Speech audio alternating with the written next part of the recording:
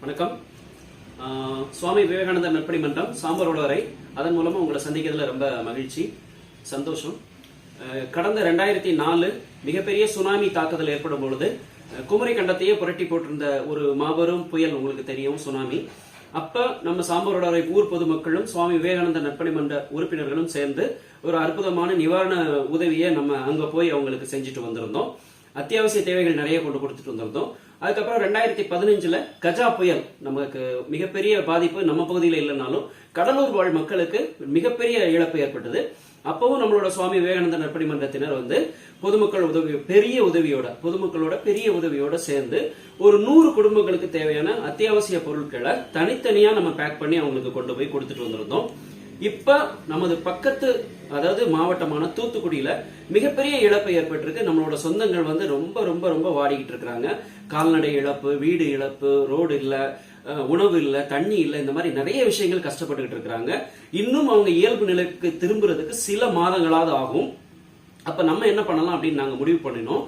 சுவாமி விவேகானந்தர் நற்பணி மன்ற அன்பர்களும் ஊர் பொதுமக்களும் சேர்ந்து நம்மளாலான இயன்ற உதவியை அவங்களுக்கு நம்ம செய்யணும்னு சொல்லி நம்ம விருப்பப்படுறோம்.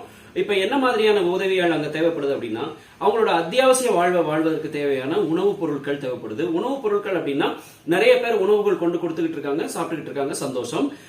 இப்ப நம்ம அவங்களோட ஒரு மாதத்திற்கான அத்தியாவசிய தேவையை நிறைவேற்றும் வகையில ஒரு 2-3 கிராமங்களை தத்தெடுத்து நம்ம உதவிகள் வழங்க இருக்கிறோம்.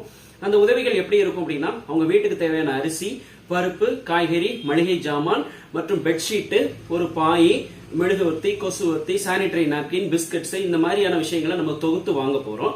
இப்போ பொதுமக்களாகிய நீங்க எப்பவுமே உதவின்னு வந்தா சாமரோட மக்களை சொல்லவே வேண்டாம், முன் நிறைய அள்ளி கொடுத்துக்கிட்டு இருக்கீங்க, நிறைய கொடுத்துக்கிட்டும் இருக்கும்.